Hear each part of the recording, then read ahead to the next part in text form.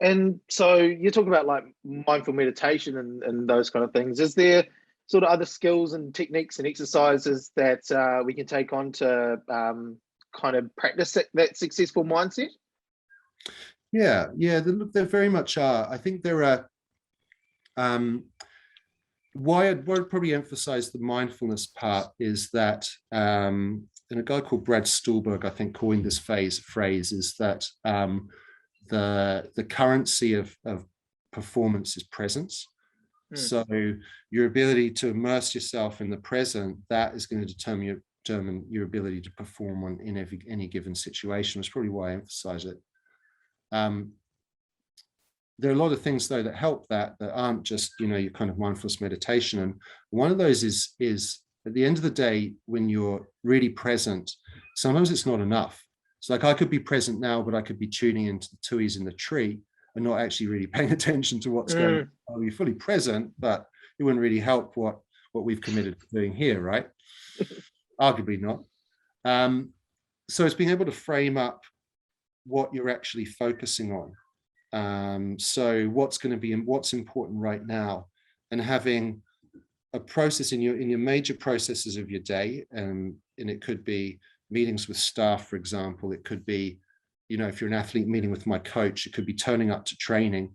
Is having some rituals and processes where where your attention's got to be, and so that's one of them. So if I go to, if I'm training as an athlete, for example, I'm knowing what am I working on here. Where's my focus of attention going to be? If you're a hockey player, you could work on a million different things if you wanted to, but you're not going to really get anywhere if you do. So you might be working on receiving the ball and receiving the ball so I can move it on into space, something, and have that as right. That's what I'm practicing today. And if you turn up knowing what you're practicing, practice is going to go a whole lot better, and then you can review at the end. So if you know for different situations, all right, well, what am I trying to do here? Where does my attention need to be? Is one thing. And then, you'll probably hear there's Storm as we're talking about that we start to get into preparation. So, and whether you're an athlete or whether you're particularly if you're a leader in an organization, I find this is the case, is that you want to turn up and do things one by one. But the mind will hang on to that last conversation you had. It'll also be thinking about that thing you've got to do tonight. It'll be kind of, concerning itself with what's going on in the future. And so then you're like if it were a meal, it'd be like a buffet.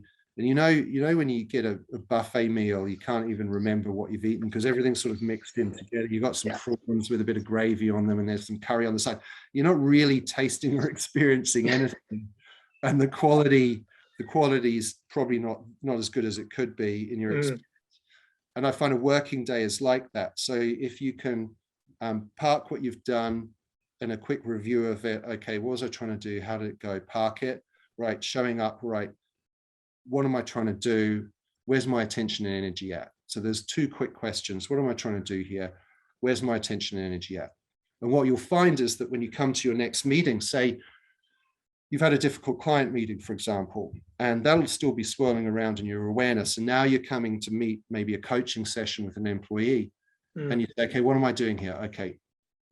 Rather than just walking into it, you say, okay, well, it's about this person, this outcome. I want to be focused on X and Y. And you say, okay, where's my attention and energy?